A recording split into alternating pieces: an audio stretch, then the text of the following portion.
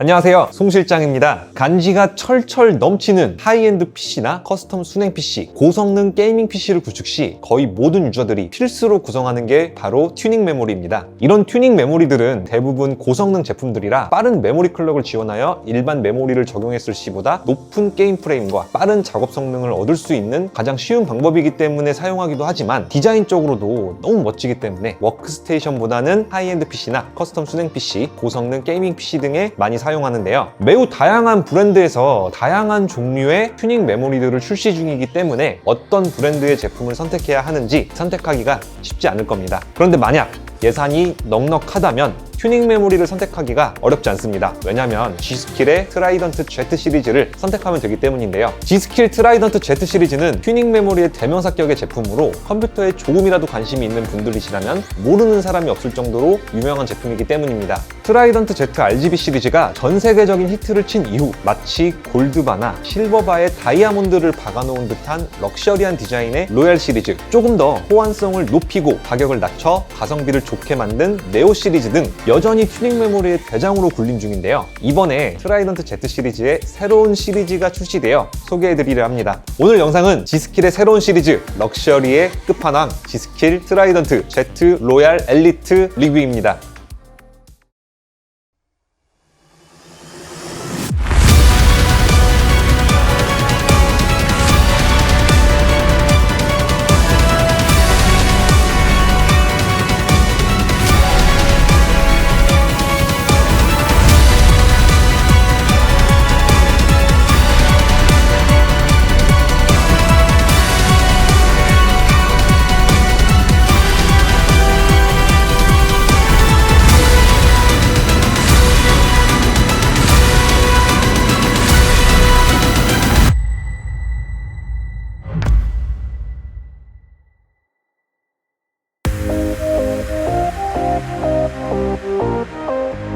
보이시죠?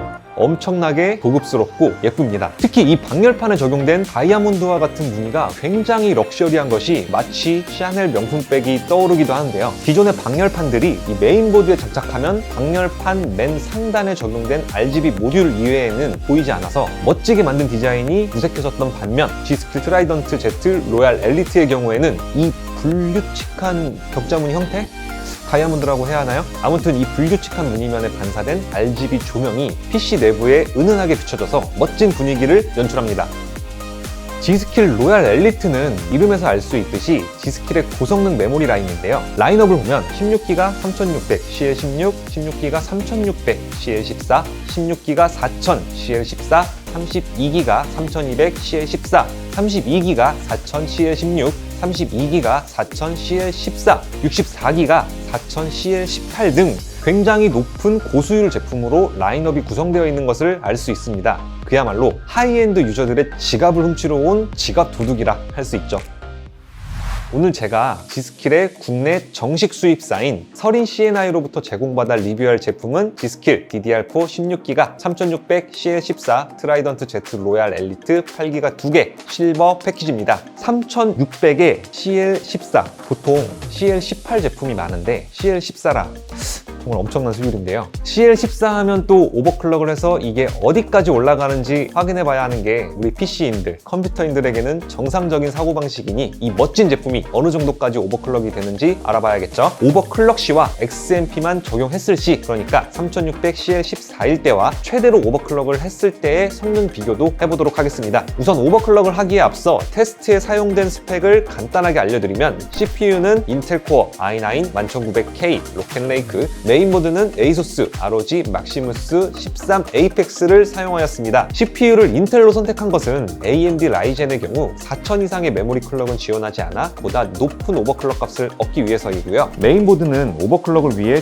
듀얼 채널만 지원하는 독특한 특징을 가지고 있는 막시무스 13 에이펙스를 선택하였는데요. 이 제품은 물리적으로 램 슬롯을 2개로 제한하여 그만큼 램 오버클럭에 유리하게 설계되어 있는 메인보드라는 거 알아주세요. 자, 본론으로 넘어가서 램 오버클럭을 했습니다. 그런데 여기서 중요한 것은 빡세게 하지 않고 간단하게 했습니다. 그런데도 XMP 적용 시 3600MHz CL14였던 것을 4800MHz CL19까지 아주 쉽게 편안하게 원샷으로 끌어올렸습니다. 엄청난 수율의 램과 램 오버클럭 가장 잘 되는 메인보드로 하다 보니 솔직히 원래 목표했던 값은 5000MHz 이상이었으나 그게 쉬운 게 아닌 건 다들 알고 계시죠? 3600을 4800으로 끌어올린 것도 솔직히 대단히 만족하고요. 이게 노력한다고 해서 5000이 들어간다고 하는 보장은 없으니 일단 이 정도에서 오버클럭에 대한 도전을 마치려고 했는데 보이시죠? 안정화 테스트까지 모두 통과했기 때문에 당연히 오버클럭이 잘 되었겠지 하고 배틀그라운드로 리플레이 벤치를 하는데 이게 XMP-C보다 성능이 잘 나오질 않아서 AIDA64로 메모리 벤치를 해보니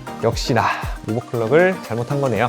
레이턴시가 더 느린 게 보이시죠? 오히려 XMP-C가 더 낮은 숫자로 측정이 되는 역시 오버클럭이라는 건 쉽지 않습니다. 뭔가 수치적으로 굉장히 잘 나오고 안정화 테스트까지 모두 통과를 하여도 실성능에서 확인하지 못하는 오류가 있거든요. 그래서 4800 CL19에서 4400 CL16까지 클럭을 낮췄습니다. 그렇다고 오해는 말아주세요. 이 메모리의 성능이 낮아서가 절대 아니고 오버클럭이 얼마까지 올라가는지 알아보는 영상도 아니기 때문에 시간이 굉장히 오래 걸리거든요. 제가 이 메모리로 최상의 수치를 찾겠 말이죠. 그리고 4400 CL16도 굉장히 높은 수치라는 거, 가볍게 4400 CL16을 찍어버리는 이 괴물 같은 성능에 놀라시는 게 맞습니다. 여튼 이렇게 오버클럭을 성공시켰으니 이번에는 배틀그라운드를 해보도록 하겠습니다. 제일 와닿는 게 역시 게임 아니겠어요? 테스트 스펙은 동일하나 아까 밝히지 못했던 그래픽카드는 RTX 3080 Ti입니다. 영상 보시죠. 영상의 좌측이 4400CL16, 우측이 3600CL14, 그러니까 XMP-C입니다. 일정 메모리 클럭 이상이 되면, 그러니까 3600 이상이 되겠죠. 메모리 클럭으로 인한 성능 차이가 크지 않습니다. 그래서 최대한 극적인 차이를 보여주기 위해 FHD로 테스트를 했고요. 옵션 역시 국민 3트라로 테스트를 했습니다. 영상을 보시면 차이가 크게 나지 않는 것 같지만 평균 프레임과 하이 프레임을 보면 꽤 차이가 나는 걸 알 수 있습니다. 확실하게 오버클럭 C가 하이 프레임 방어가 잘 되고 평균 프레임도 5에서 8프레임 정도 더 차이가 나는 걸 볼 수 있죠. 어쩌면 3600 클럭 이상은 크게 필요하지 않다고도 할 수 있습니다. 하지만 고성능 하이엔드 컴퓨터 시스템을 좋아하거나 사용하는 분들에게는 그런 실성능, 그러니까 실제로 이 시스템의 능력치를 최대한 끌어내서 이 시스템이 아니면 나는 컴퓨터를 못한다, 내지 이 게임을 할 수 없다, 프레임이 모자라서 짜증난다, 이런 분들 거의 없으시거든요. 요즘 컴퓨터가 너무 좋아져서 말이죠. 예전에는 게임이나 이 소프트웨어들의 요구 스펙이 하드웨어 성능의 발전을 이끌어냈다면 요즘은 그런 시대가 아니거든요. 오히려 하드웨어 스펙이 남아 돌아요.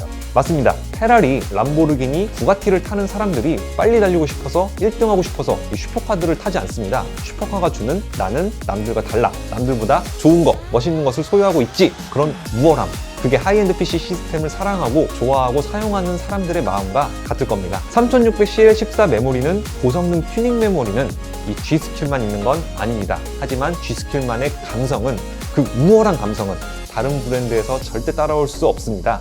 그 우월한 G스킬에서 가장 우월하고 럭셔리한 메모리, G스킬 트라이던트 Z 로얄 엘리트 리뷰 마치겠습니다. 저는 또 다음 영상으로 인사드리겠습니다. 지금까지 영재컴퓨터의 송기훈 실장이었습니다.